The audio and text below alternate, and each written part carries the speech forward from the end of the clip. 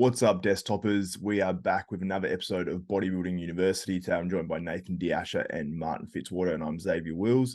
And we've got a fair few topics to discuss.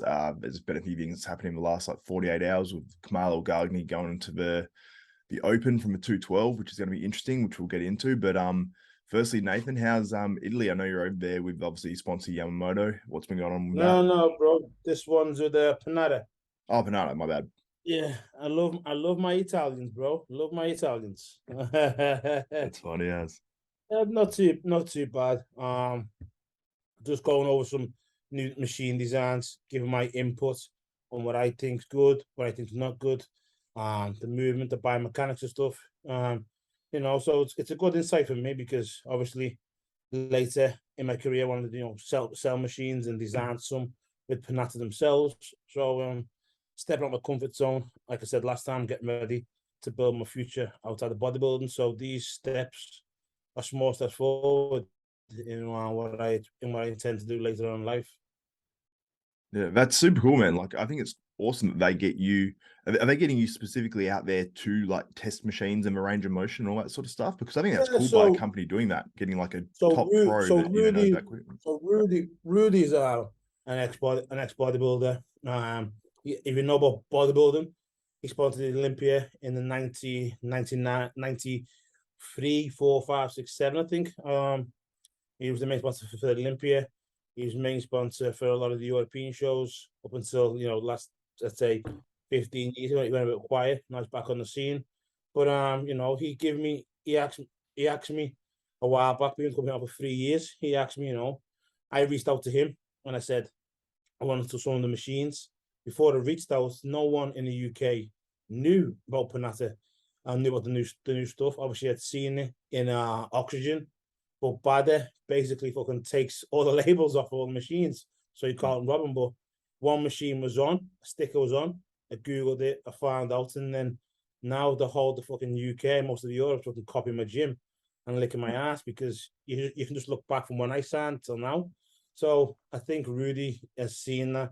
And obviously I tell him, if some of the kit's shit, I say, shit, I don't like it. He asked me why I don't like it. I tell him, but this is shit, this is stupid. And he takes the inputs. Most of it, if he agrees with it, a lot of the time he does, then obviously he'll change it. Sometimes he has his, stuck in his ideas and his ways and he wants to keep it, so he keeps it. But for me, it's good. I get a lot of new machines first at my gym. Obviously the ones I like, I handpick. Yeah, man. So it's good for me. It's something like I said I want to do later on in my career and stuff. And I get to fucking play around with new toys. So I'm like a kid at Christmas in a candy shop, and I get to see before you guys what's coming out. Yeah, that's super cool. I love the idea of that, and I think it's would he come on and do an interview, or is English not that good? His English is not the best. His son's is good.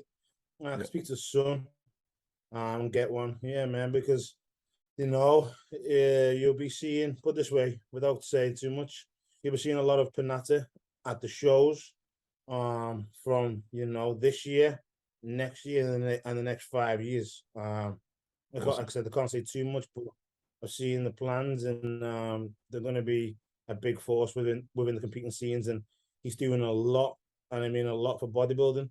He spoke on this last time in regards to the funds of the athletes and getting our money, and he's going to, do something. So his shows, the athletes are going to be on, probably 4 to 5 times more what the winnings are now. Yeah, wow, awesome. That's so cool. I love companies that like give back to the sport, like that sponsor events and just put money back into it because, obviously if they're making money from, the notoriety of you guys and stuff, I think it's just, yeah, a great thing to put back into the sport and hopefully they're rewarded with it, man. Like I like it when companies do that, they put back into the sport and they become really successful as well. So that's awesome from Panatta. But I also saw your son, man, playing football, soccer, whichever, wherever you're from in the world. Man, he's killing it. And obviously you're away at the moment. Was that this weekend just gone or?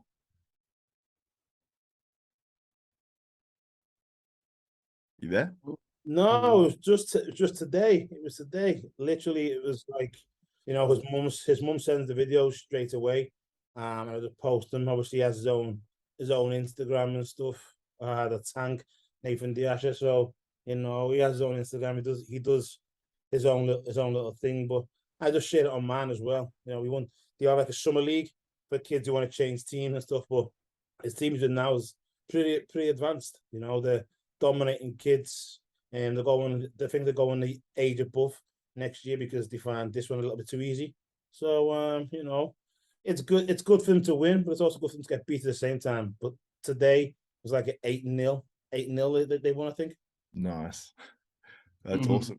But I saw like he seems to be like one of the good players, and I'm like, the way like soccer stars get paid. I know you said, like, was actually talking about this before the podcast. We were saying how you don't want to push your kids into doing like sports and forcing them or all that sort of stuff, because they'll end up like hating it half the time, or they just want to enjoy what they do. But like, if you get obviously high level in football, you're going to be making just tons of money. So is that like ever like something that like crosses your mind, or that you talk to your son about or anything? No, he talks to his sister about it. He wants to buy his sister a Tesla. That's all I ever hear. She wants a Tesla. She wants a Tesla. That's all I hear. So that's his goal. I think buy his sister a Tesla, and obviously fucking a big house for himself. Not for me, cool. just for himself. But no, if he likes it, he can keep on going. But I'm not gonna push him. It's if he gets bored of it, then obviously he can leave. But in the UK, if you're in the Premier League or Division 1 or 2, you're set for life basically, bro. The guys in Division 1, League 1, they're still making like 5-6 grand a week. It's still good money. Do you know what I mean? Yeah. So hopefully he stays at it and he keeps active, and he can do better than what I can do, make some fucking money for himself, and not fucking kill himself under a squat rack. Yeah, for sure. I know like in Australia, like Australian rules is like different because it's on such a small scale. We've got like 20, I don't know how many million we've got in Australia, maybe like 20 to 30 million people, and it's I think about 30. But obviously in America you've got 200 and something million. In the UK you got more. I don't know how many people you got there, but it's just because it's on such a small scale here. Like unless you're playing AFL, like the main number one league, you're not really making, and you're not making enough money to live. Literally, like you're only making a couple $100 a game or something if you're in the second league, basically. So some AFL players get in that. What's that? Bro, you can earn a few Sunday league teams, like the pub teams. They pay some of the younger guys who are in the 20s, like fucking 300 or 400 to play a game on a Sunday morning, just so they win the league. Yeah, that's funny because like I know that basically like the minimum salary for AFL, I think it's maybe around $70,000 or 75 or something around there a year. So it's like it's pretty small money in comparison, and really in US dollars, that's only like maybe 60K or something. And I know like the minimum in the NBA for a year is like, I think it's like close to $700,000 US. So it's like that's what our better players get paid. So it's just such a massive difference.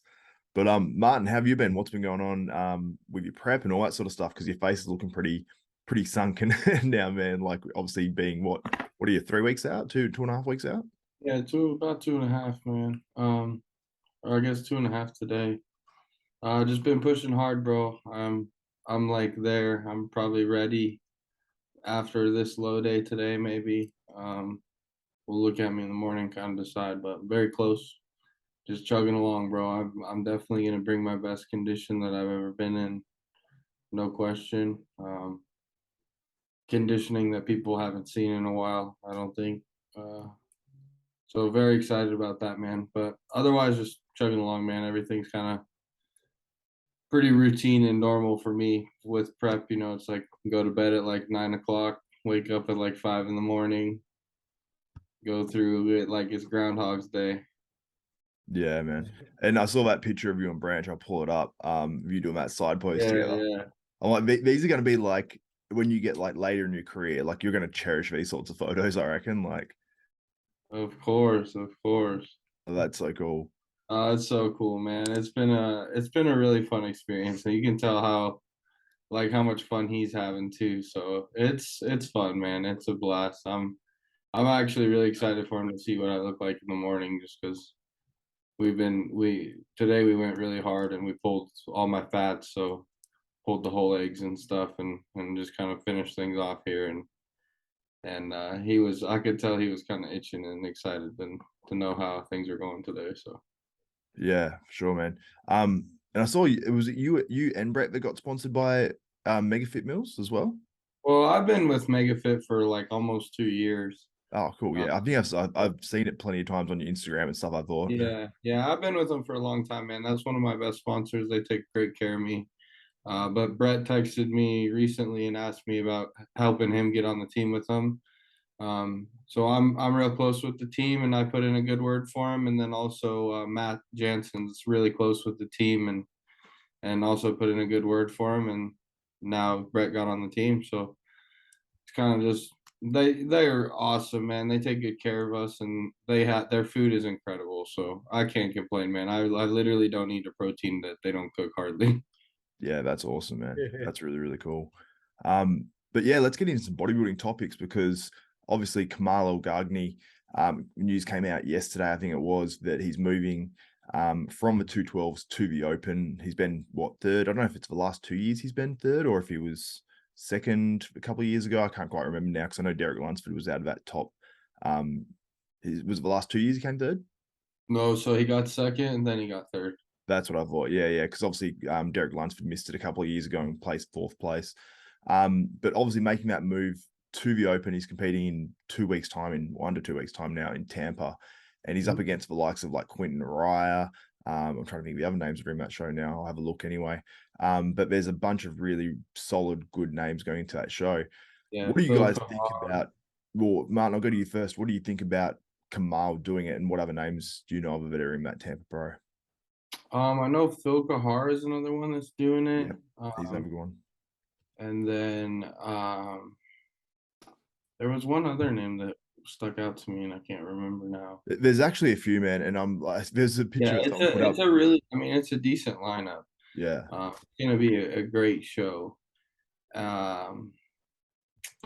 As far as, what was the first question? I'm sorry. Kamal, how do you think he's going to do? I mean, Kamal's an incredible bodybuilder, man. He's probably, in person, he's one of the most peeled people I've ever seen in my life. When he won the Olympia, that was like unbelievably impressive. But again, like I talked about on that last podcast, like, I don't think just any 212 guy can walk in and win an open show. And especially as these open shows get more competitive, like, as long as somebody can match his conditioning there, as an open guy, you should be able to beat him just purely based off of how much more tissue you have than him. I don't know how much Kamal has grown. Obviously, he's had an entire year, realistically, so he could be up, 10, 12, 15 pounds, because realistically, he was probably really shrinking to get into 212s. But it's hard to say when somebody grows like that, man. Sometimes when you make a 15-pound jump, your waist makes a big jump too, so like, well, how does he look overall? And I did see these pictures, and I was very impressed. And conditioning's not far off there. I don't know when those were posted. That was a week ago, that one, so that's about 3 weeks out. He's in pretty good shape there. So I mean, it'll be exciting to see, man. I'm a big fan of him. And even more impressive, I guess, is probably that is he 49 or 50? He's 51, right? I think. Okay, even more impressive, right? So, no, I think it's cool, man. It's a hometown for him type of competition, and it'll be exciting to see. Yeah, for sure. Nathan, what's your thoughts on Kamal making the move? I don't know. For me, bro, I think Kamal's a great athlete, great individual. But I think, a lot of these guys jump into 212, they see, because Sean Clubby that jumped in a line and won a show, that they can all just fucking jump in a line and win a show. And obviously, to me, it's becoming a little bit of a mockery to the guys at the open. If you want to be in the fucking, if they're all going to jump to open anyway, then fucking scrap 212. Do you know what I mean? If they're all just going to jump anyway, just fucking scrap it and let them have 2 years off and then just, jump in the open anyway, because that's where they all seem to be going, because the money in 212 shite. It's shite in open anyway, but it's even worse there. So for me, I reckon they should just fucking scrap 212 and all jump there. Would he win an average, a decent lineup on men's open? No. Just because a guy who's fucking 5'8", 5'7", who's at 85%, is going to beat him on tissue. I understand the condition does a lot for you, but it's like saying he goes against fucking Nick Walker at fucking 70%, 80%. Nick could have smoked his ass. He got more tissue. Most open men are, even myself. Condition can only carry you so far. Same way symmetry can only send you so far. It's bodybuilding at the end of the day, and people need to remember that it's fucking bodybuilding. It's not a condition show. Condition's one of the factors, but I just, he'll do well in the show. I'm not gonna say I hope he does fucking well anyway. I hope him all the best. But can I see him doing well in a decent lineup? I don't know, But hopefully he does well. He looks better than he did while he won his Olympia. For me, the size he's put on looked a lot better. I believe when he won the Olympia, he looked a little bit skinny, looked a bit stringy. This photo here, this is actually the year after he won the Olympia, where I thought he was actually apparently, I can't remember if it was like 5 pounds or 6 pounds heavier or something. He added like a considerable amount of weight. And I thought he looked better. It's just that Sean Clarita got so much better as well. And obviously he took him out in this particular year. But he's a guy that still continued to improve at like over 50 years of age, which is pretty crazy. But Nathan, you raised a pretty interesting topic about obviously, the 212, because there's been a bit of discussion, because obviously like Sean Clarita, he might compete in the Open this year. You got Derek Lunsford, who seems like he'll probably do the Open this year. And then you got Kamal, who's, seemingly like he's going to try to qualify and do the Open this year as well. Black guy last week, what's his name? That black guy with the fucking dreads? Lucas? No, the black guy who was in 212 a few weeks back, but then he don't. Tony? Yeah, Tony. Remember Tony? Yeah. He went from 212 to Open last year, but yeah, I know what you mean. Yeah. Yeah, you know what I mean? He actually took off season and grew a little bit. Yeah, but it's a lot of guys, man. Everyone's jumping, so just scrap it anyway. It was only made for the little guys because they felt left out. Now the little guys think that they can beat the big guys. Fucking, put your eggs in fucking one basket and fucking bring it on the day. So that's my fucking view on it. You all want to fucking talk, go to the Open, get the big boy check. Well, scrap 212, put your money where your mouth is, and then get smoked for the next fucking 3 or 4 years, then start crying, and then bring 212 back. That's what, you know what I mean? Just fucking, otherwise, just stick to fucking 212. If you're 212, stick to the shit. You know what I mean? It annoys me, really. You know what I mean? It annoys me, but what can you say? Yeah. Well, man, you raise a lot of interesting points with that. For me, I really like the 2-on-2, but I think they're underpaid, because when you look at the prize money, I think Nick Strength and Power actually did a breakdown of prize money the other day, and it's literally like you're getting 10% of what the Open guys get for the same places at the Olympia. And I know the smaller shows, I don't know what they pay, if it's $5,000 or $3,500 or something for first place. In a pro lineup, in a pro show, if you're winning $3,500 for first, I mean, obviously it diminishes, and by the time you're down to third place, you're getting $500, I understand that, bro. I understand that. But let's be honest, people go to the show to see the fucking freaks. And the freaks are the big boys. That's why we're the main events. That's why we're on all the fucking posters, we're on all the key cards in the hotel. You barely get a 2-on-2 guy, okay, Flex and Derek, because notoriety, the fucking popular people, you know what I mean? The good-looking young guys, they were Mr. Olympias, but the rest of them don't get a look in. You know what I mean? And it's like bikini. Listen, bikini's okay at your local show, and I'm an amateur, because it gets bums on seats, and lads are fucking getting semi-hard-ons and shit, and pitching that girl bending over and having a wank in the night. But when you go to the Olympia, that shit's dead. For real people, for real bodybuilders, that shit is dead. It's a girl in a fucking G-string bending over to a bunch of men like this, look at my little gash. You know what I mean? That's what it comes down to. So you ain't getting no money.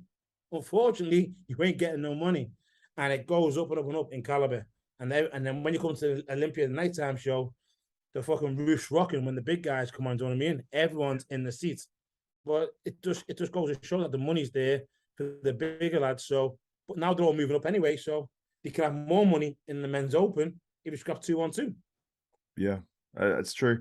All right, I've got a question for both of you. Obviously we had Derek Lunsford, Sean Clarita, and Kamal top 3 at the 212 Olympia last year. Can you guys name the guys that finished right behind them?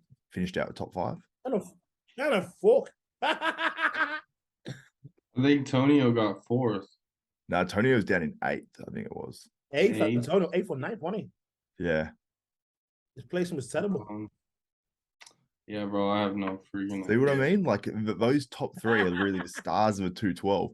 Now, this is nothing against who finished in 4th and 5th, but you had Angel Calderon in 4th. Yeah, he's a very good bodybuilder. And then you had Nathan Epler in 5th.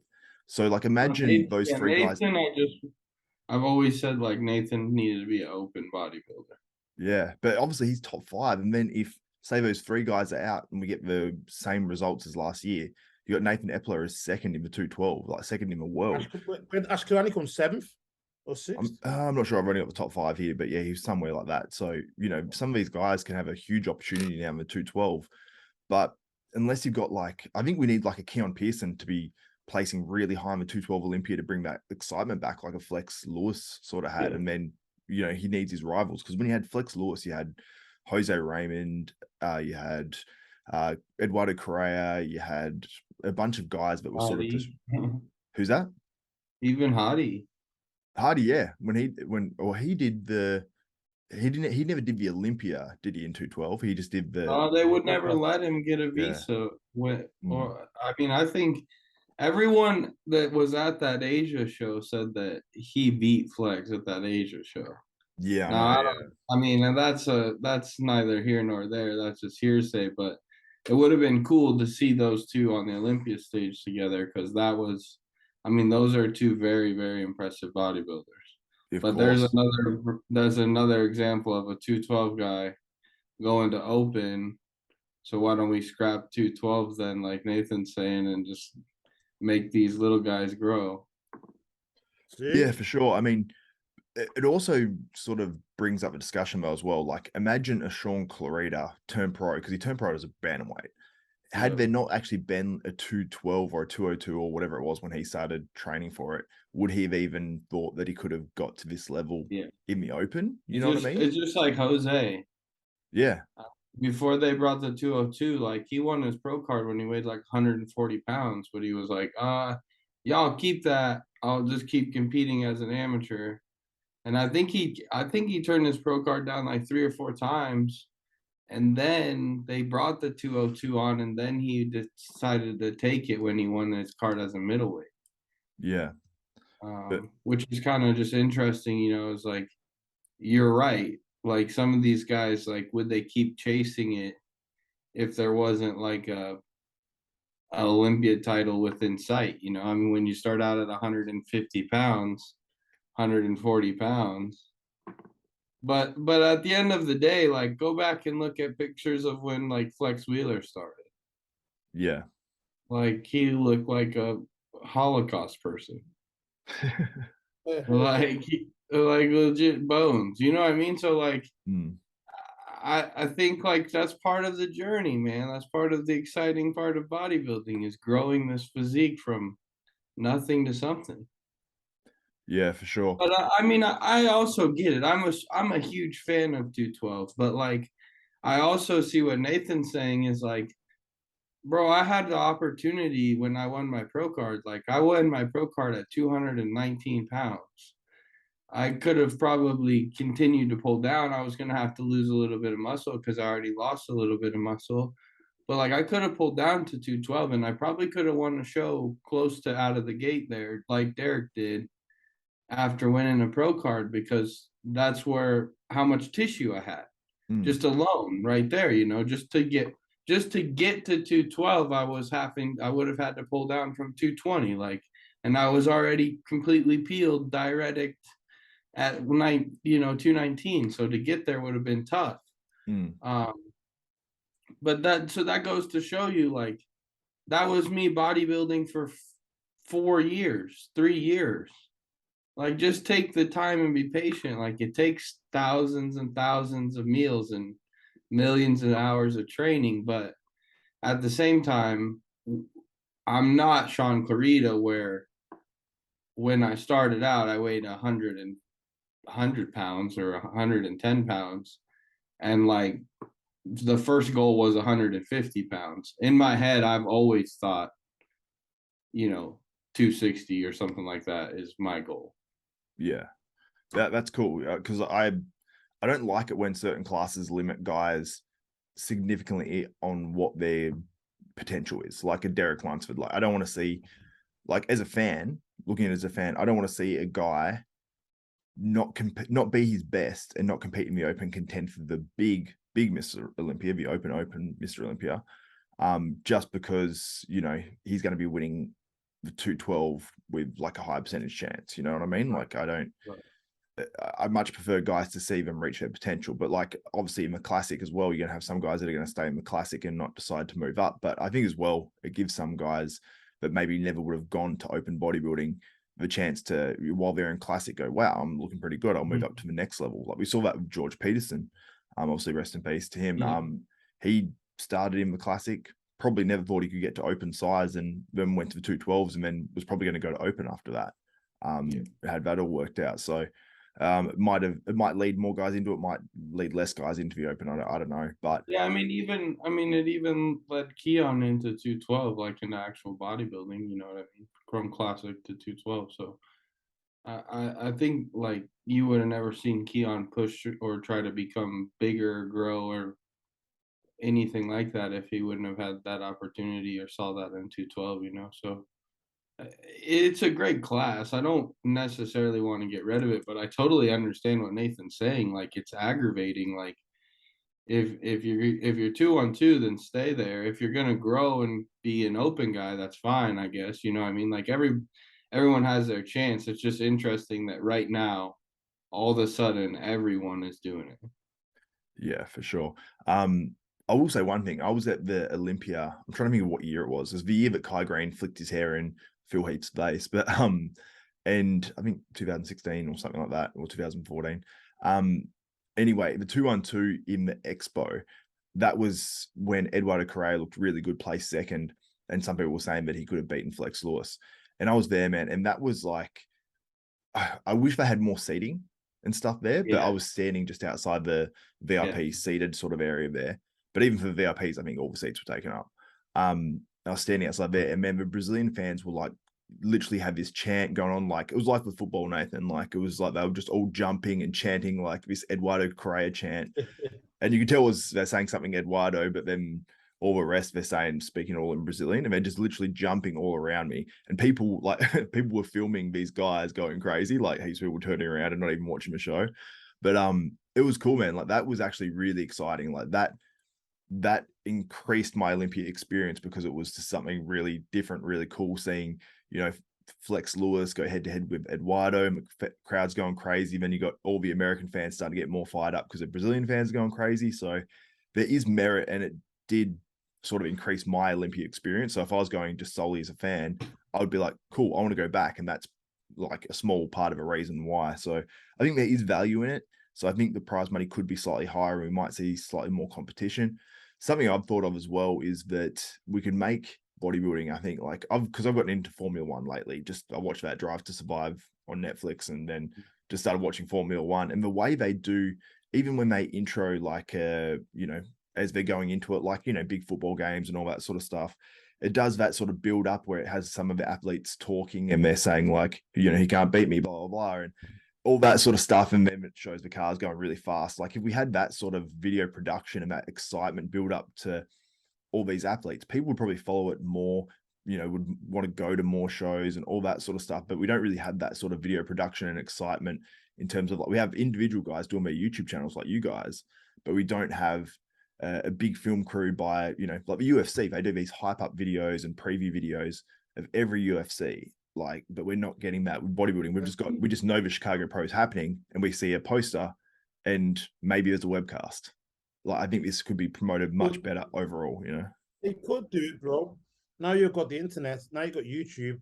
You can do subscription, right? So years ago, they used to do Road to the Olympia on DVD and cassette. So you could still do that, Road to the Olympia, and drop it on a YouTube and drop a fucking £5 subscription. You'd get way more people subscribing to it. You don't need fucking talented camera guys. You need your camera guy. Listen, you film the content, whatever. Send it over to the Olympia. We chop it up. We drop it on Friday. This Friday, Nathan's Road to the Olympia. Boom. This Sunday, Martin's Road to the Olympia. Boom. Monday, Big Rammies, whatever. And people will pay £5 for prescription, you know what I mean? Or you can even just do it as fucking £3, £2 a person. We got you know what I mean? You can either do £2 a person, or you could do, there's 15 lads, do it at $50, or 40 bucks, I mean, however the fucking math works out. People will pay for that shit. You know, it's not rocket science to do it. It's just in old times. Do you know what I mean? They're not caught up with modern day technology. You know, it's fucking. I'd be doing that if I was there. You know, quick Road to Olympia, bang it on. If it's successful, then look, obviously New York, obviously then it'd be, you know, Road to the Arnold, second big show, and then Road to fucking the New York Pro. Just do 3 a year. Do 3 a year. You start doing one every show, it gets boring, repetitive, and it's just a load of garbage. But you do 3 times a year, people will watch that shit. I'm telling you. Yeah, well, you could even start like a subscription service for the contest. You know what I mean? So you pay X amount. You know, just say it's a $200 a year to watch every bodybuilding contest or something like that, where not every bodybuilding contest, but just say every open or whatever. And then you basically, you know, charge people for that, or people can buy a one-off where it's like, you know, $15 or just maybe more than that, $30 or whatever, where it just charges you monthly. So it's not like a big chunk of money at one time, because no one probably wants to go, okay, yeah, I'll get my subscription and pay $200, $300 or whatever. Like, a lot of people won't want to do that. But if it's just a subscription where it takes a little bit out each couple of weeks or each month, doesn't cost that much, and it gives you sort of that exclusive content as well. Like you said, like the lead up videos and all that sort of stuff, and exclusive like interviews or whatever, just something that's really interesting, I guess. Then I think that people would pay for it. When you can get more sponsors, you can say, look, you can be the sponsor of our, you know, subscription service or whatever, and all that sort of stuff. So I think there's a way to do it bigger, like you said, Nathan. And like you said, the idea of the Battle for the Olympia, I literally have that exact idea. And I'm like, well, if no one else is going to do it, I'm going to come to the US at some point and do it, and just basically travel around the US for, you know, a month, and then maybe, you know, somewhere overseas or the UK or something like that, because there's a want for it, man. Like, you know, and if no one else is doing it, then, you know, I hope someone else picks it up before me, because probably wouldn't be till next year until I do something like that. But if you know, hopefully someone picks it up and runs with it. We wouldn't even need to. What's that? All you've got to do is hire the camera guy from England. Let's say, for example, to me, Nathan, you got a camera guy. Yeah, look, boom, get me the content. You'll pay the camera guy whatever he charges. Look, Nathan, here's the deal. I'll pay him, and then we'll go 50-50, because the guy's going to want some money out of it, because obviously he's taking his time. Say, look, we go 50-50, or we go fucking a 60-40 split. You know, everything that comes in, you 60-40. People just say yeah to that. Take the camera guy a day, save you traveling, but you do all the editing, and I should make the intros all the same. Piece of piss, bro. If you had time to do it myself, piece of piss. Yeah. I think it'd be cool just to see something like that, you know what I mean? Like, where there's just more, like, we see so much through social media in terms of, like, you know, day to day sort of what you guys are doing through, you know, Instagram stories, all that sort of stuff, but really getting to, I suppose, that hype up for the shows and stuff, and then you get to see more, and obviously the athletes are seeing what everyone else is saying, and you can, you know, there can be responses and all that sort of stuff, and it just builds hype, man. Like, bro, you want it so it's real. Like, when you see the Road to the Olympias, right? The guys are real in there. Marcus real, don't give a fuck. Ronnie's sitting there with this fucking shitload of sauce, eating his shit with his fucking 20,000 kids running around the house, and you can see him training in the gym because he's got fucking kids on his hand. But what you see on YouTube, all the guys are fucking fake anyway. But you say to the guys, look, do the content, but be real. Just be yourself. Swear. Do whatever you want. You want to talk about this, go whatever you want. Just do a normal you. You know what I mean? That's all you want to be. Just a fucking normal 2 or 3 days. Sharp it up, 24-hour video, bang it out, done. Yeah, I used to like the old like Jay Cutler videos and stuff. Like, not much would be happening for hours. Like, he'd just be in his kitchen, just chopping up some chicken, sometimes talking, sometimes just Yeah. nothing. But it's just like you just get to see what they live like. Beds. What's that? Yeah, you see him tanning. But I'm a nosy cunt. I want to see around his house. I don't give a fuck. I want to see if he's clean, if he's a scruffy bastard. You know what I mean? What fashion he's got. You know, I'm just nosy anyway in general. So I like that. I like that shit. It's funny. I don't know if you guys ever saw it, but with Jay Cutler's one of his DVDs, and then there's another video. One of them, everyone screenshotted. It was on like Get Big back in the day, and it was like, you know, obviously some sort of, that's when gear was so like hidden almost, and there was just some GH like in the fridge, you mean? Yeah, there's GH in the fridge or insulin or something like that sitting up in the thing, and everyone was screenshotting it and circling it. Like, oh, you it's catch like that now. It's like, do you not think he's on it anyway? If you go on some guys' YouTube, I've seen loads of guys now on YouTube. I don't name them, but they know who they are, and they're just like open the freezer pack, pull the food out, and you just see a fucking a white and blue box with a bit of purple on it, and you know what that shit is. You're not fucking stupid, and you see packs and packs of it. And, you know, when at the moving house and they're packing the food, or in the fridge on the top shelf. What that? I just fucking show. Maybe I don't give a fuck. But, you know, I got a full shelf of this shit. But, you know, that's just people slip up, and the camera guy, because he's fucking doesn't know what GH is, he's like, oh yeah, just filming it, you know. And the guys that ladies to go over it and be like, yo, chop that out.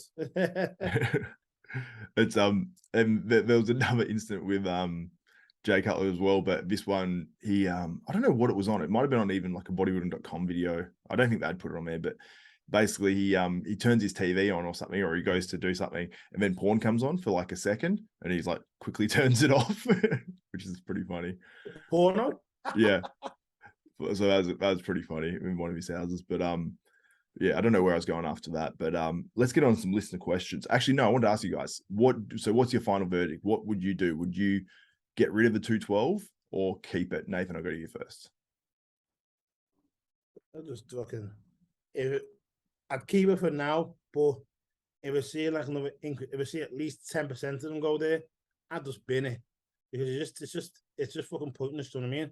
It's a stepping stone, yeah, but rather than stepping on, just go off the scene for 2 years, 18 months, train, come back as an open, you know. So if we're seeing a certain percentage go there, I'd scrap it. Man, I love how definite the way you say things are. Like the other week when I said, how are the gyms in Paris? Garbage. Someone pointed that out, and how it's just like, you're just so definite. You're just like, if it's not working, bin it. Martin, what would you do? Would you keep the 212 around or get rid of it? Yeah, man, I think I would keep it. I mean, I think it's a great class. So if you can, but as Nathan said, I mean, if you see everybody moving, but at the same time, you know, amateur bodybuilding is kind of exciting like that. Is like, you know, one year you go chase a pro card and you're going to be a light heavyweight, and the next year you go chase a pro card and you're a heavyweight now, you know. So it is kind of like exciting to watch the journey too. So I don't think necessarily getting rid of it is the answer. Maybe increasing the prize money is maybe a better answer. But I mean, for shit's sakes, we can't even get our own prize money raised. So how are we going to get them more prize money? Yeah. I guess if we scrap it and we all put it in one, at least we get their little check too. Yeah. Yeah, that's it. Now let's move into some listener questions. I've gone onto Instagram. I put up this post yesterday, and the first one's from Antoine Vaillant, who obviously won that. Which show did he win? Was it the Chicago? Yep. He asked, what's the weirdest thing you've seen backstage or in a gym? Go to you first, Martin. Seen a gym or backstage. Man, I don't know if I've really seen that many weird things backstage. In a gym, I mean, I've seen some people do some goofy ass shit. There's this guy in Denver that he used to do like ninja workouts, and like practice like those things, I guess, to like make him stronger. So like he would take like the cable and like practice like drawing a sword, like all these like crazy like workouts, and like would go in the parking lot and do like flips and shit. But Was that's he a probably really like, strange dude in general? Like, was he very? yeah, of course, of course. Like, Of course. I mean, he like literally wore like a Yu-Gi-Oh outfit practically like into the gym. Like very, very interesting fella. Nothing against him. But no man, I grew up in the middle of nowhere in Wyoming. So realistically, like I haven't even been in a big city for longer than like the last 3 years. Before that, the little small town I was in, ain't no weird shit going like that. They come over to you and be like, hey, cut that shit out.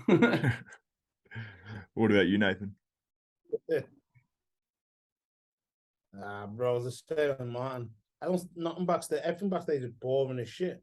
Everyone's just sitting there eating the fucking rice cakes and shit. But in the gym, bro, you catch some funny shit. And if you own your own gym and you watch the cameras, you Oh, find I some can only fucking imagine. funny as shit, you know.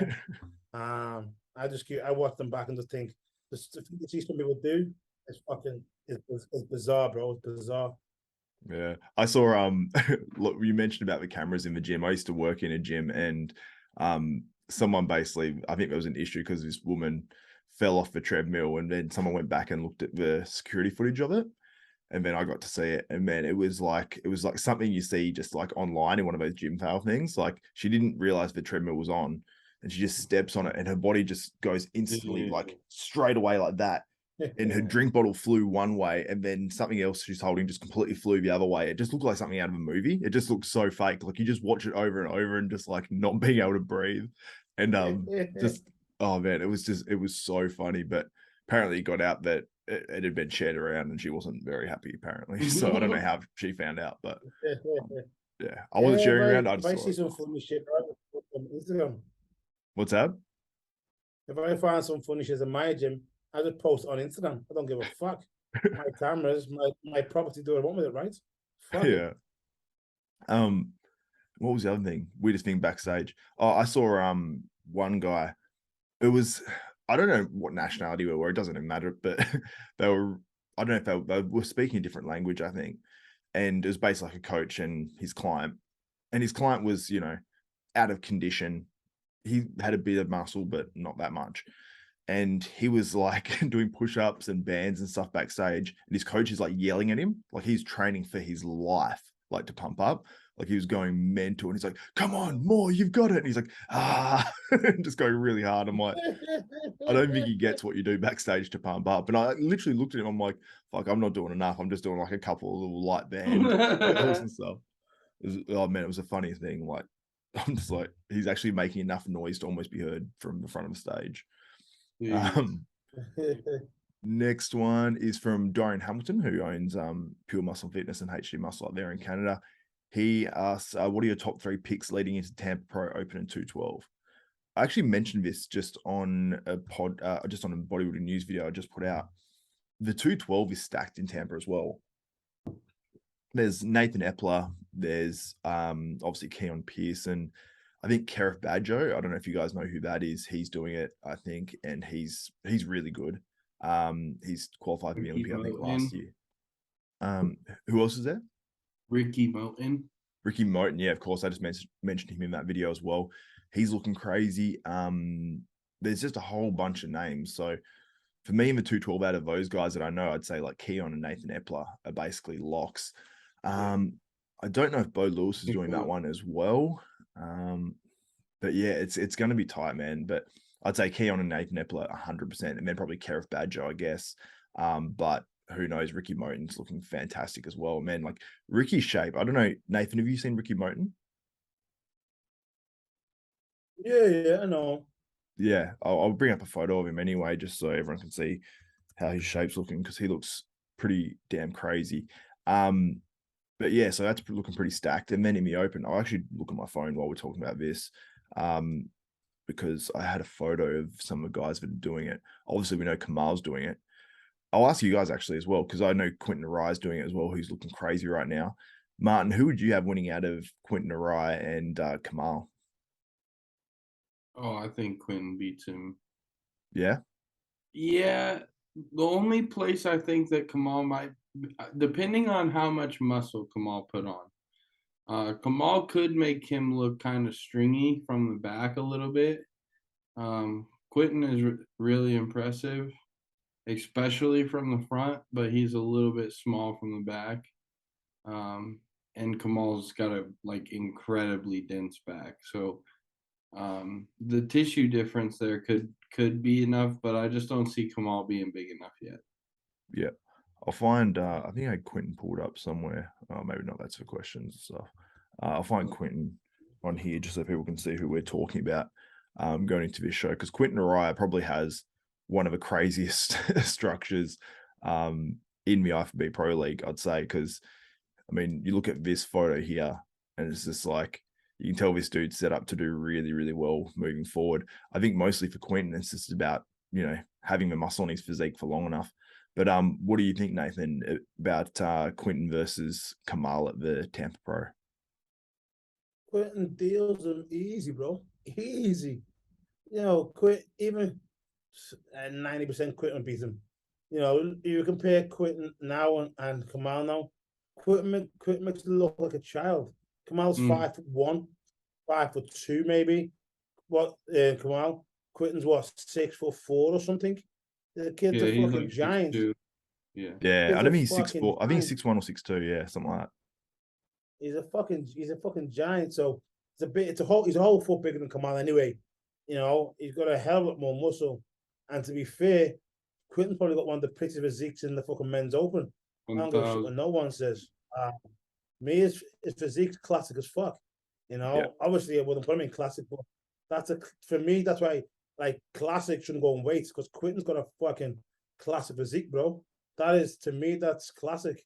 But he does Kamal easy. Yeah, he looks incredible here. The one thing I'll say, like, or two little things in terms of Quinton and trying to, obviously trying to be at his best. Now, I think Kamal could go into an open show and win it easily. But Quinton's obviously like a different prospect with the way he's looking right now. The only critiques I have of Quinton in terms of being at his best for this show and the things that could, like, maybe derail him, is when he does his posing. You can see it even a little bit here. He's a little bit fidgety and just he doesn't hold them necessarily hard enough all the time. But obviously you can see the physique's sort of so crazy. And the other thing is just basically just having that level of density and muscle maturity and stuff on his physique, where his muscle is really pushing hard against the skin. Because he competed, I don't know if it was last year, the first show he did. It was over in Europe, and he just didn't have the muscle, just wasn't popping and pushing hard against the skin, whether he over dieted a little bit or he's just a bit flat. I think it's more just an issue of flatness, because when he came and competed against Joel Thomas, it seemed like he, corrected that a fair bit anyway. So I think he's looking so crazy now that it's hard to imagine even picking Kamal, even though Kamal is, 212 Mr. Olympia. But I think it's going to be a very interesting battle. I don't know who will win, but I would be edging with Quinton as well. But I'm just looking forward to seeing how Quinton looks, because they are so different as well. Like, do you think there's any chance Kamal wins, guys? No. Interesting. Cool. Actually, but one of you might say, yeah, Kamal is so mature and dense and all that sort of stuff, he might win. But that's interesting. But yeah, I can't find that photo that I had on my phone where it had the other competitors that are competing there. But I remember seeing a bunch of names, but I think like Dorian Haywood and stuff's doing it. But yeah, I just can't quite remember who's. Oh, Joe Mackey's in there as well. He's another really good guy, so he might be a top 3 contender at that show as well. So he's actually working with Mills. I think Phil Kahar will sneak. Oh yeah, Phil Kahar. My bad. Take that 3rd place spot or in that top 3. Yeah, that's tough. Okay, I'll say Phil Kahar, Quinton Eriya, and Kamal. And I'll say Phil Kahar because as well, I think Joe Mackey's looking absolutely crazy, but he's just not as proven as Phil Kahar is. What do you think, Nathan, for top 3? I'll put Quinton first, me. And then Quinton, and then obviously Kamal third, or second. But I got Quinton for the win. Yeah. I'll back it 100%. I believe he's at the best, and the way the IFBB is going right now, it's a lot of it's on symmetry and structure, and if it comes down to that, Quinton's he's just there. Quinton's like Akim, right? He's got that black man skin. It's very hard to get fucking grainy, dry. So regardless, anyway, a lot of black guys don't get grainy dry, but they just but the muscles that like roundness to the muscles, so we get away with it a lot. But Quinton's just got that, you know. You're seeing then, you know, he's in shape, but he just doesn't have what Martin has. Do you know what I mean? It's just a different texture, a different type of muscle. So for me, Quinton all day. Yeah, cool. Same as you, Martin. What's your sort of top three? Actually, speaking of that, I actually know Akim is doing Tampa. Oh shit. Okay. Akim? Yeah. As soon as you said that, he's doing Tampa. They released it today, like a couple hours ago. Oh, really? Okay. I'm going to pull up that competitors list while we're talking as well. So he's going to win the show. But then anyone seen Akim? No. I saw him like 10 weeks out, but I haven't really seen much since. No, he's gonna win. Then I see Quinton, and then I see actually Phil Kahar rounding out that top three. Who posted up that Akim's competing in it? Do you know? I think buys and tries, maybe. Oh, yeah. Because Akim doesn't put a lot out himself, obviously, on his own Instagram, so we don't see a huge amount from Akim. So, buys and tries. I can't find. It's not on there. I'll keep looking anyway. He's coached by Justin Miller. So if anyone's going to post it, I think he's coached by him anyway. Oh, he hasn't put it in yet. Where is it? Oh no, he put up a flashback. Maybe I'm wrong, but I really thought I saw that today. Yeah, I don't know. Sure? Do you just have too many edibles? You got a picture on the 13th of July. It looks pretty soft. A video. Oh, actually, here's a picture that someone put up. This is from, I don't know, you guys can't see my screen, can you? I'll open up, I'll share my screen.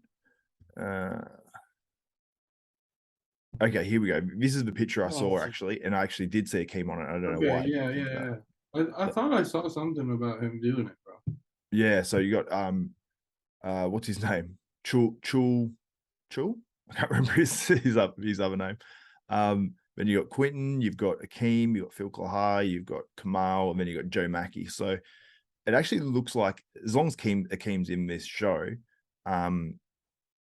then yeah, this is going to be a very, very good sort of top six and much better than I think we've seen in any show this year outside of the Arnold Classic. So yeah, how would you guys have the top three playing out now? I'll ask you first, Martin. Yeah, so like I said, I'll have it as Akim, Quinton, and Phil rounding out the top three.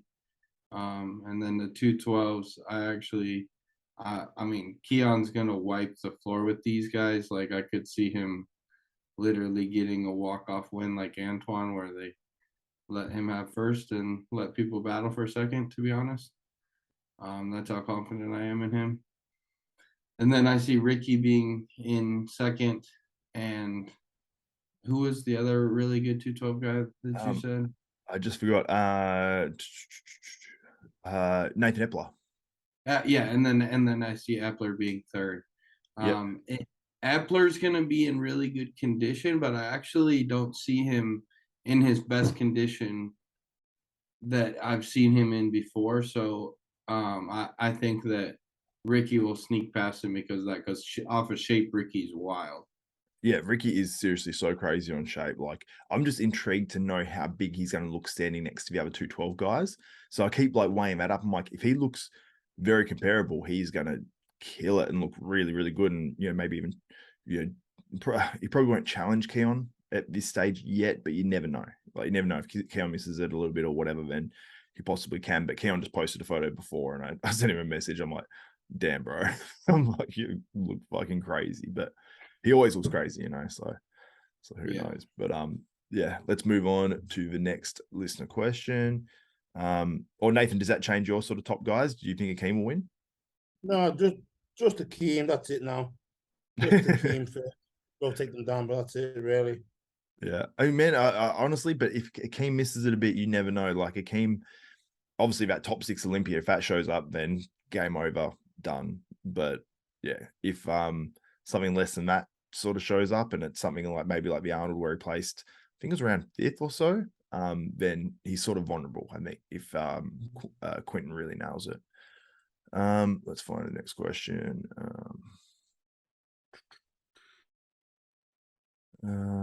Antoine as well, he asked, what's the nastiest rebound post show you guys had? So I'll go to you first, Nathan. I just imagine you had a crazy one. Rebound.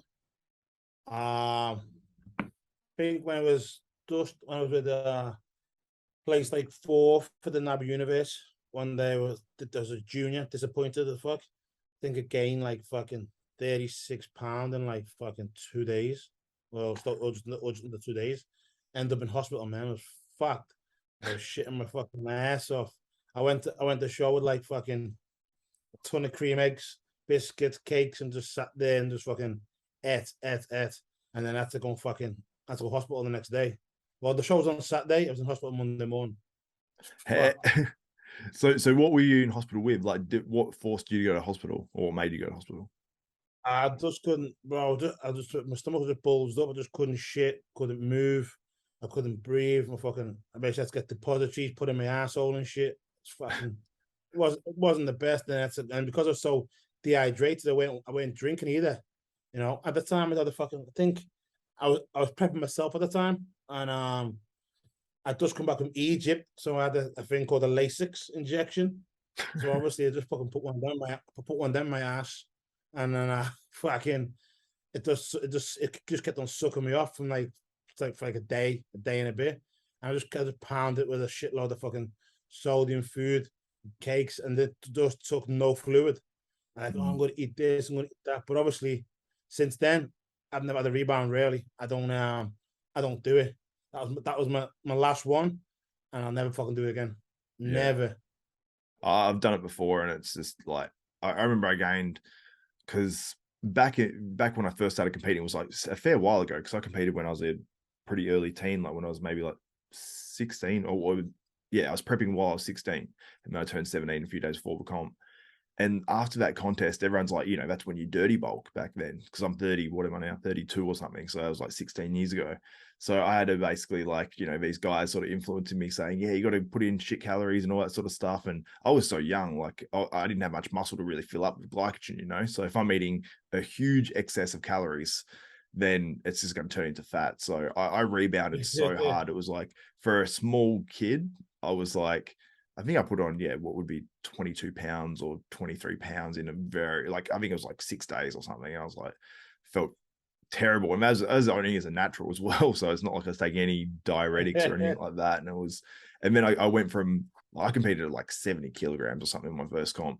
I got up to 101 before I started dieting for the next year's comp or something. So I just got fat, man. I ate I've got a fast metabolism. I ate so many calories. And, when you're young, sometimes you can be so dedicated. Like I was, like one of my mates, he said, oh, you're a 1%er. I was like, well, what do you mean? And he goes, you do all the 1% things. And that's what I used to be like, because it was just, you do whatever to sort of, like, I have terrible genetics, I think, to gain muscle. So I had to do every little fucking thing to try to gain as much muscle. But Martin, what's your biggest post-show?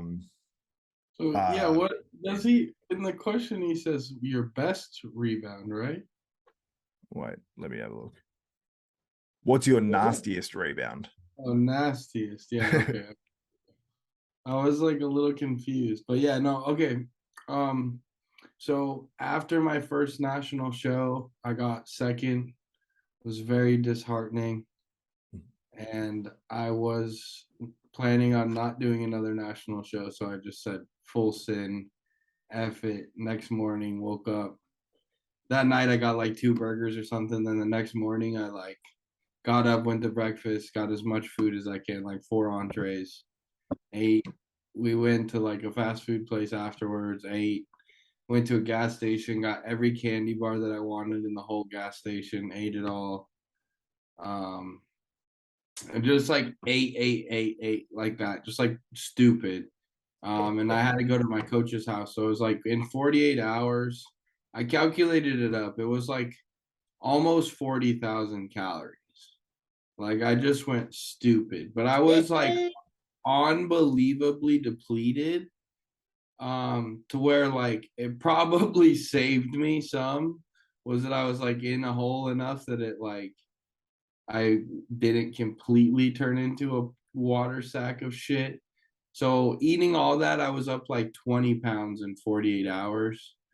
Still a lot.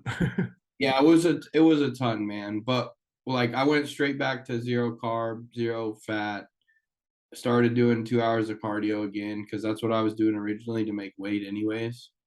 And within like 2 or 3 days, I was back like down to where I needed to be, only like maybe 5 or 6 pounds above stage weight, and got it under control. But I was never in a spot like Nathan where I didn't have a coach. I've always had a coach kind of be able to guide me and say like, hey, don't completely botch it. So yeah, it's man, it's like eating post show is so dangerous, like especially when you take diuretics as well, because you get that rebound from them unless you sort of taper off. Like my first show doing a non-natty fed, you know, it was like I sort of didn't expect that because I was like, I'll keep it pretty clean after the comp, and it was like I didn't realize how much water I was holding.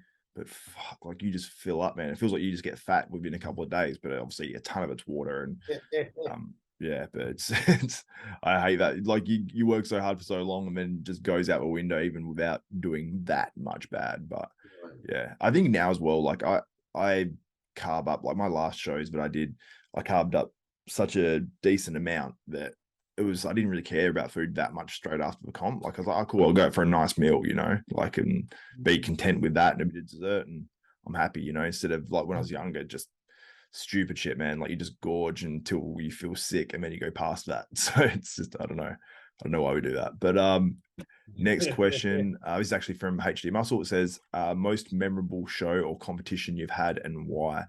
I'll start because I'll let you guys think of it a little bit because I saw this question before.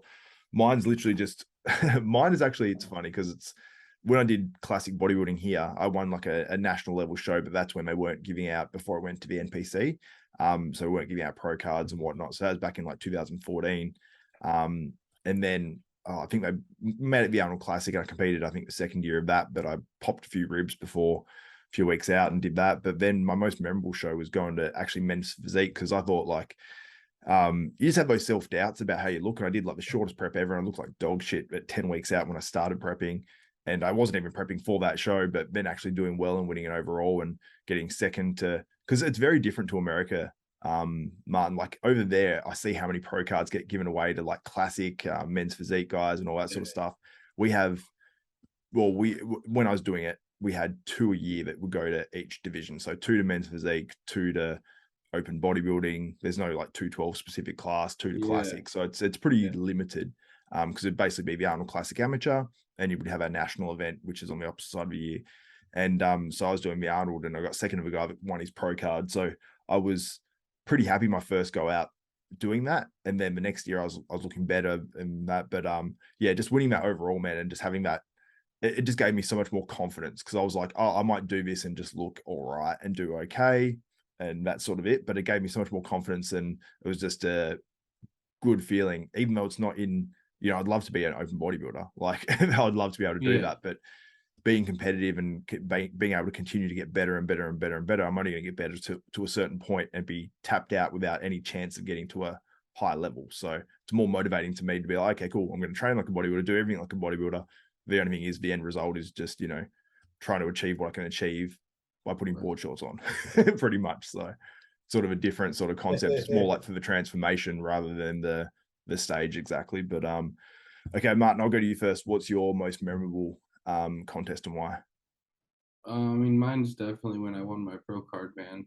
Yeah, I thought it would 2020, they have COVID.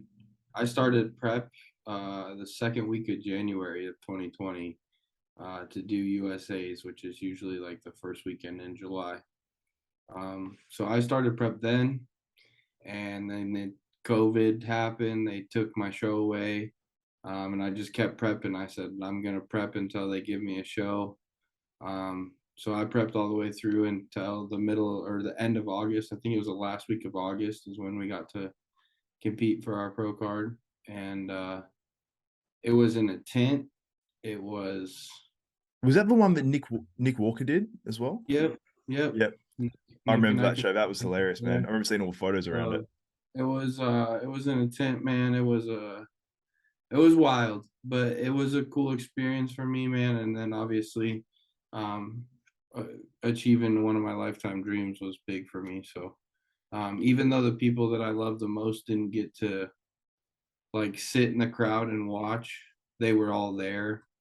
And they all stood outside the tent and cheered for me and watched through the tent being half opened. Like it was a joke, man. I really felt bad, but that's how much the people that like loved and supported me cared. You know, they came to watch through a stupid ass tent like that. So it meant a lot. It was cool. Yeah, man, we're gonna look back on that. Like we're looking back on it now and being like, "Fuck, that was stupid." Like how we had to go to those extremes to have a bodybuilding contest. Like it's just, Yeah. it's so ridiculous. Like, okay, you can't do it inside, so put a fucking tent outside. I'm sure that's no, like it's really not much difference in terms of, or any difference in terms of No, actually especially getting when the we're all shit. staying in the hotel and getting in the same elevators. Yeah, exactly. It's fucking stupid. But anyway, Nathan, what was your most memorable show and why? Trying to think, bro. I've got three that stand out the most, but they all mean something different, so I don't know. What was the most So my memorable one is Olympia? fuck no. No, Olympia shit. Olympia shit, bro. that's what you Everyone's thought this got a year. hype about the Olympia. Olympia's bogus. Everyone's sitting there miserable. No one wants to talk to you at all. It's all serious and even the old guns don't want to talk to you. My Olympia was only good because at the time we had Dallas and Josh there. Otherwise, it was fucking would have been a bag of shit. I'll give you three. Well, what to take quick. My first bodybuilding show. Basically the only trophy I still have, probably. It was just because at the time I didn't know what bodybuilding was. My girlfriend at the time was there, my family was there, and then the day I won that show, my friend said to me, "Oh, you're gonna be competing at Olympia. You're gonna win an Arnold Classic. You're gonna do all this stuff." At that time, and I had no idea what the Olympia was, what Arnold Classic was. I just done it for a bit of got on stage for a bit of pussy, you know. So my amateur one, but then my two pro shows that stand out to me will be my first pro show because I should have won it really, but then Rowley jumped in last minute to get his pro qualifier. But then Kai came over and Dana Lynn Bailey and said to me, "You won that show, you know." I said, "What?" You won that show, but you didn't get it because you're a newbie. And that's when I knew fucking all politics and shit was involved. It's like, okay, you know, that to me made me fucking realize, shit, I'm not good. But then, you know, the week after, I'd done the New York Pro, got next to fucking Dexter, which is fucking good. And all the Americans then knew who Nathan Asha was because before that, no one knew who it was. I got seventh at that show. I should have played probably top three. But obviously I was a newbie coming to the States, and you had Dexter there, you had Sean there, I think.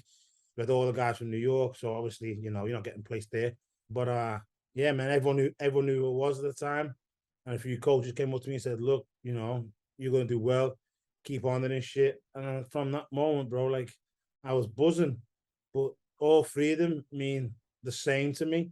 They're the only ones that I can basically fucking remember, to be honest. The rest of them, the Olympias and that, nah, you know, because they're not everyone goes there because it's the creme de la creme. But when you experience it, it's not as an athlete, it ain't that good. Everyone's serious. The guys pretend like on social media, oh yeah, you know, see my friends there, my boys there. Fuck that. They're all backstage in their own little corner, hiding behind a black curtain, you know, scared to get undressed. Lucky for me, I was there because like I said, Dallas was there and Josh and me were just there like big kids, you know. I had fucking tons of energy. And then Josh said to me, "Bro, don't you ever slow down?" I was like, "What do you mean?" Like, you just keep pumping up all day. I'm like, fuck, it's fun, you know. So yeah, I wouldn't say the Olympia by far, no. Probably fucking way down there, bro. Way down there. But them three shows are the best because they all mean something to me. And there all shows that, you know, I'd done like an outbreak. It showed who Nathan Asha was. And even back when I was a rookie, when I was an amateur, you know, people then believed I was going to be Mr. Olympia and believed I was going to be in for the running. And like I said, and so for me, they're my 3 favorite shows, and I don't think I can pick which one's better. Yeah, that's cool. It's interesting that you say that about the Olympia and all that sort of stuff, because obviously everyone always looks at it as the, you know, the Super Bowl, and that's where you want to get to. So that's interesting. That show where you did with Josh Lenartowicz and then also Dallas, which Olympia was that? That was Dallas's last Olympia. Yeah, so that was what year would that have been? 2017? I think so. Because the 18 I got 7th. I think that year I got 12th, I think. Yeah. Yeah. That's interesting. And that's when I got into Jordans, started collecting Jordans because of fucking Matt Jensen and Dallas at that. You know? Well, yeah, man. Like even my Olympia, I don't even own an Olympia jacket. Don't you? Why not? I get them away, bro. What the fuck want a jacket for? Oh, I thought you meant you just never got one. The fucking kid. I come home and I wear it to the gym, and one lad says, "Oh, Nathan gives that." I go say, "Okay, come back tomorrow, wash it, and just give it away." What the fucking? I don't need valuables, bro, to know what I've achieved. It's all in here, man. You know, I don't need medals and shit. Nah. Like if a young kid wants it or somebody wants it who can probably never get there, then take it. It's mean more to them than it will to me. You know what I mean? So so if you're out there and you want an Olympia jacket, come and see me after the Olympia. I give you one. I was about to say, bro, I give you a medal as well. I don't keep them either. It's interesting. I actually think about this myself because I've like moved a lot in terms of like moving houses and stuff the past, or literally probably my whole life. I've moved a lot of houses and stuff. So and moved interstate. Like I recently moved down to Tasmania from Western Australia. So like moving, I've got my trophies. So I basically move them every time. And I'm like, oh, it's a pain in the ass to move these trophies without trying to break them and stuff, and just takes up room. But and I always wonder, I'm like, are they that important to me or are they not? Because I'm like, it's something that like represents, you know, obviously the hard work you've done to either win or do something. Or some people keep them, some people don't, you know, throw out their first place trophies and then keep the ones where they didn't do well, because that's all they, you know, want to go against, and they don't want to get that 3rd place or 2nd place again or whatever. So I always wonder like what I should do with my trophies. I'm like, do I just throw them out? Do I give them to my kids because they might enjoy them or something? Or do it? Toss them in the bin, bro. If you want Olympia, go and buy one from your trophy shop for about fucking $25. Well, Aaron Singleton did, didn't he? Man, I get you Olympia statue. It's about $25, right? Someone in India will make you one. You know what's funny? Someone at one of these natural federations in Australia, I went there because I had competitors competing in the show. They said, "Oh, do you want this like trophy?" And it was just like a one that they just gave. It was like a guy doing like, you know, the Lee Priest sort of Sergio Oliva victory pose, and it was a trophy doing that, and it had no plaque on it or anything. I'm like, oh sure, and I got it, and I felt weird about having it because I didn't earn it. I'm just like, I don't know what to do with this now. I don't want to like, it sort of looks cool, but I'm like, it feels like a fraud thing, you know, or something. But I've left so many. I went to South Korea. I left the South Korea one on the bus seat bench. I had to send me a new one.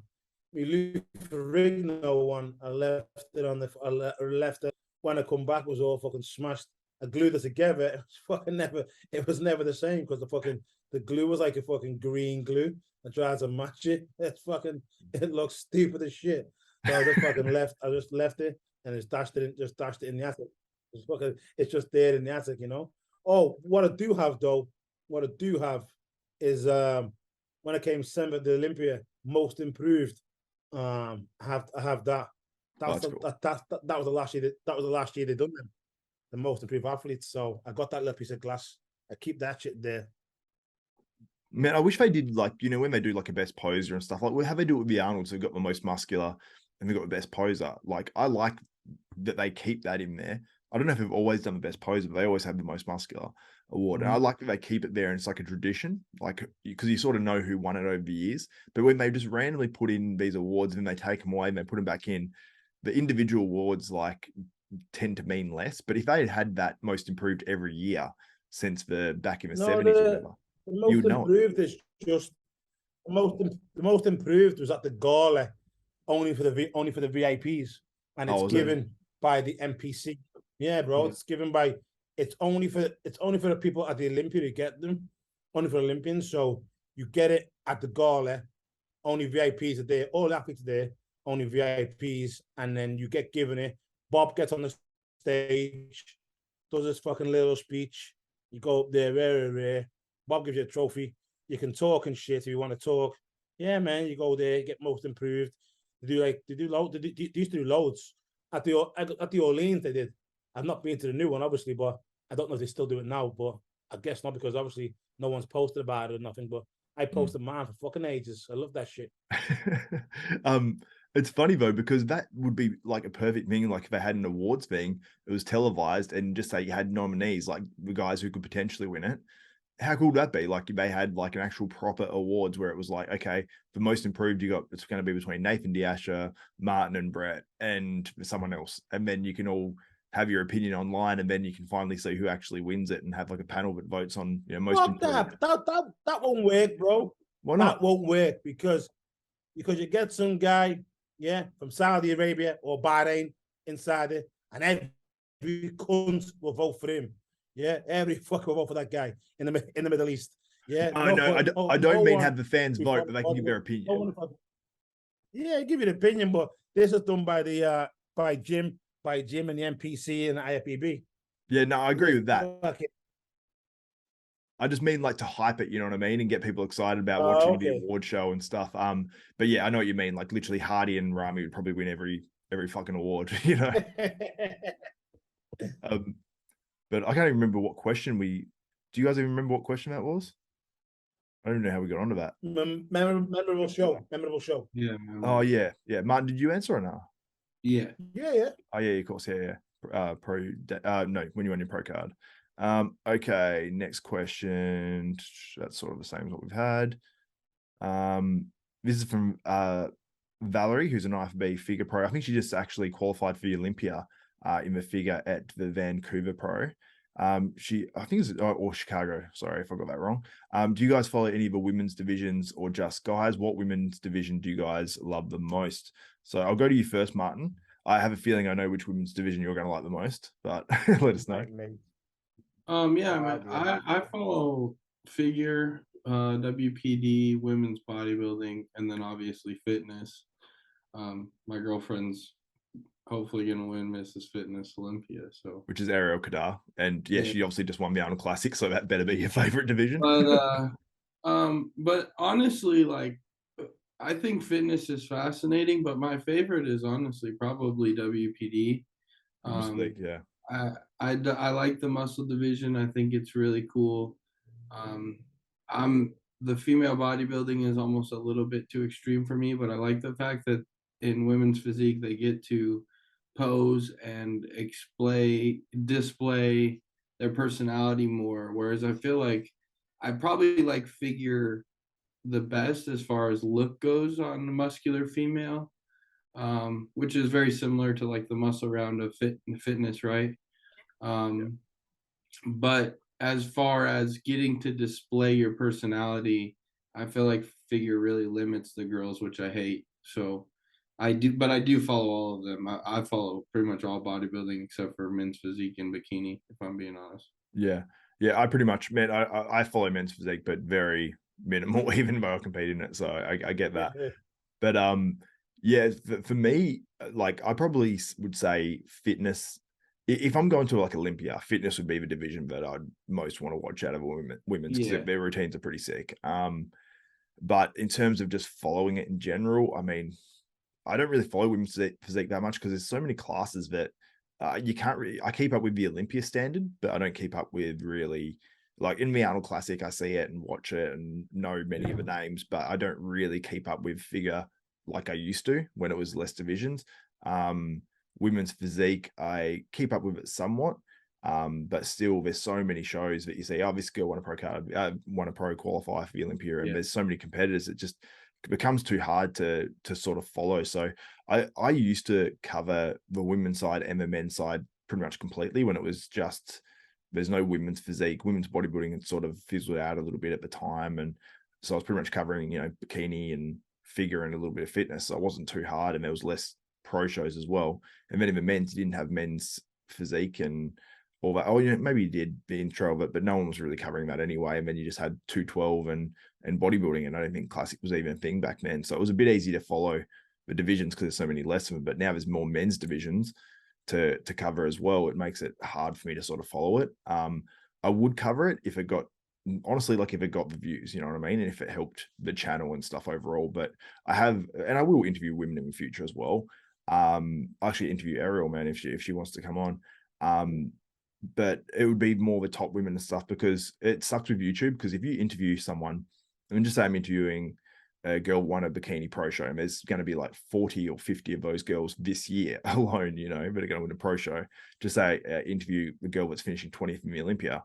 That interview isn't going to get that many views unless they're super, super popular, because I've interviewed people with, you know, close to 1 million or 100 million followers before, if it's a female in this sport, and it will get like 1,000 views, when I can interview XIFB pro bodybuilder and it'll get 10,000 or 15,000 or something like that.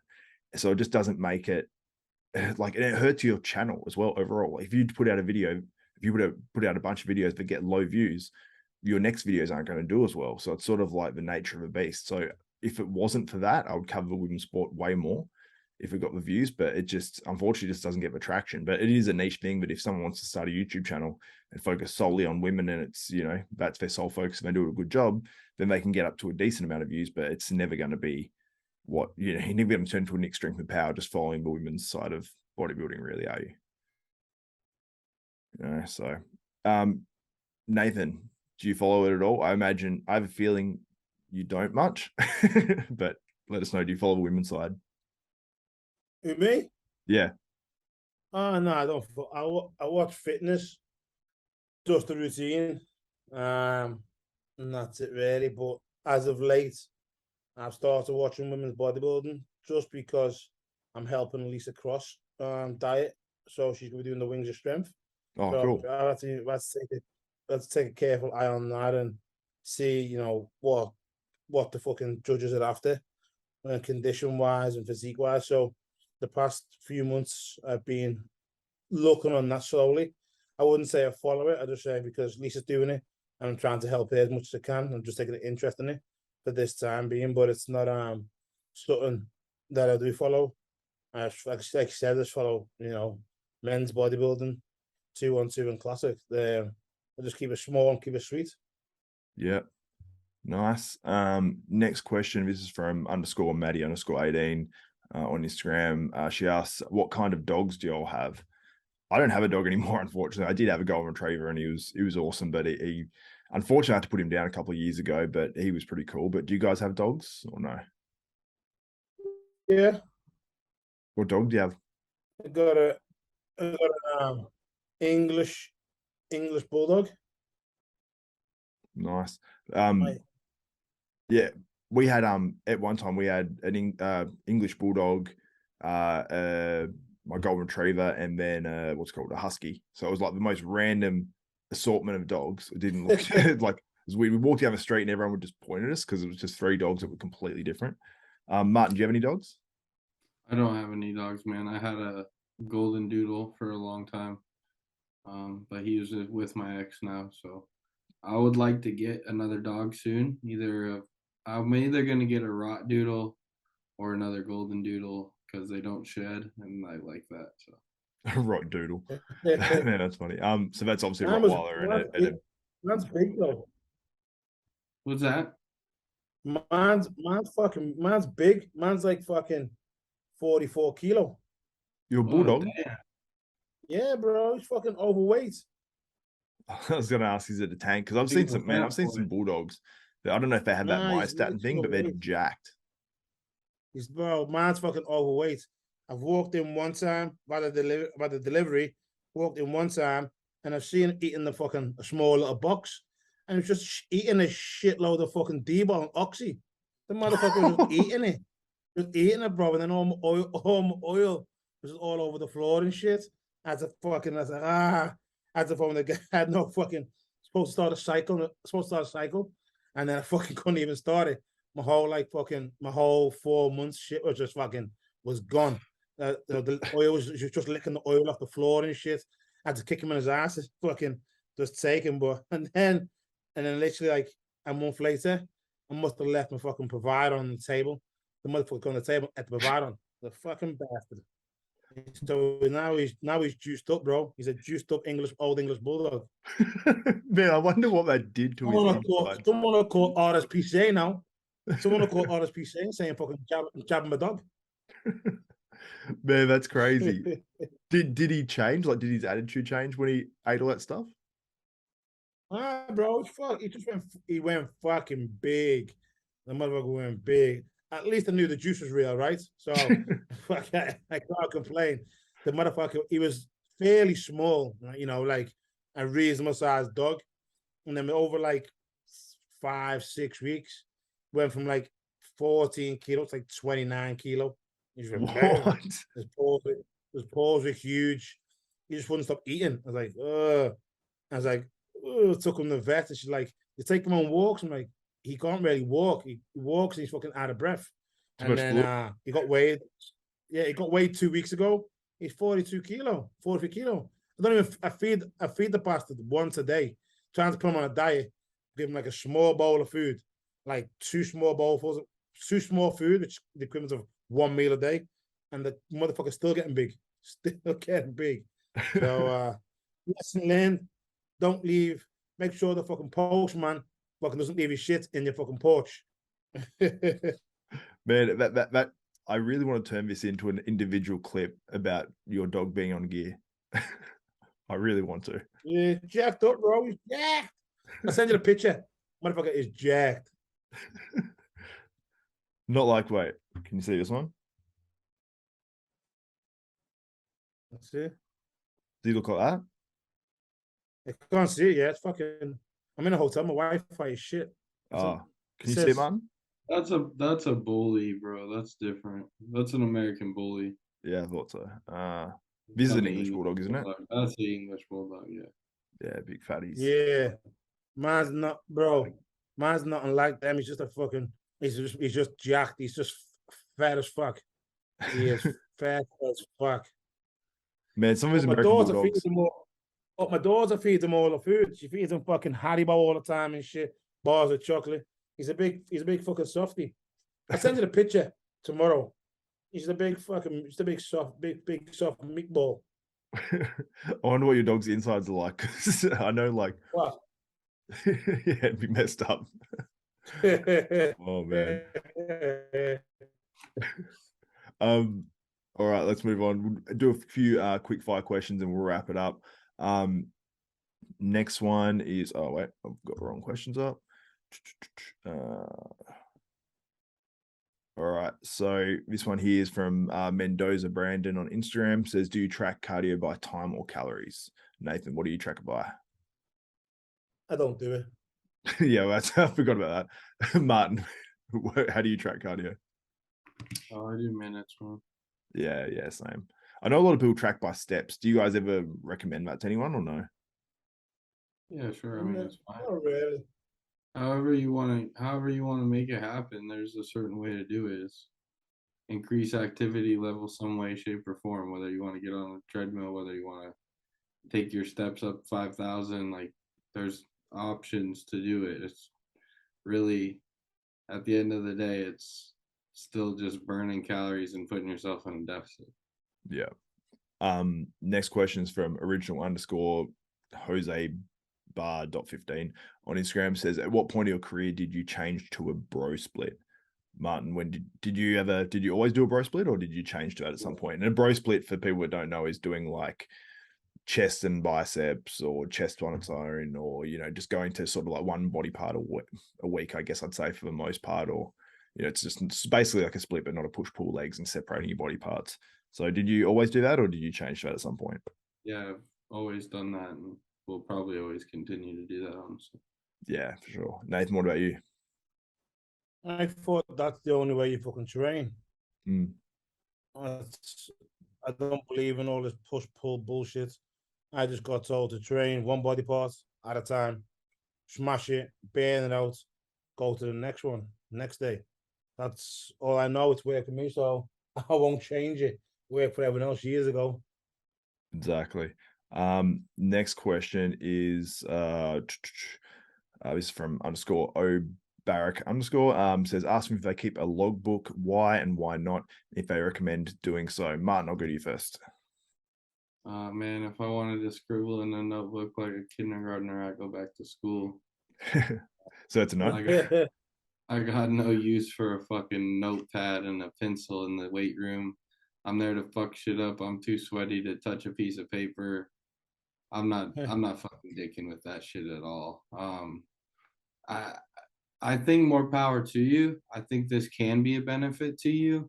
But my 2 cents on it is that when you start to become elite, I think that it can fuck with your head because you're chasing numbers, and sometimes there's so many variables that we deal with, whether it's the amount of food that we're on, whether it's the amount of gear that we're taking, all those things. So if I take a logbook where I'm on a bunch of shit in prep and I'm 6 weeks out and I still have a little bit of cushion, and I try to compare that number to even in the off season when I'm on half of the stuff or just getting started, and trying to match that number's unrealistic. It's not going to happen. So like, I mean, like if you want to take all those variables into consideration, then like it can be a good tool, but I think it's only a good tool when you're at the lower level and you just need to try to see yourself progress. Otherwise, I think you just need to train your fucking balls off.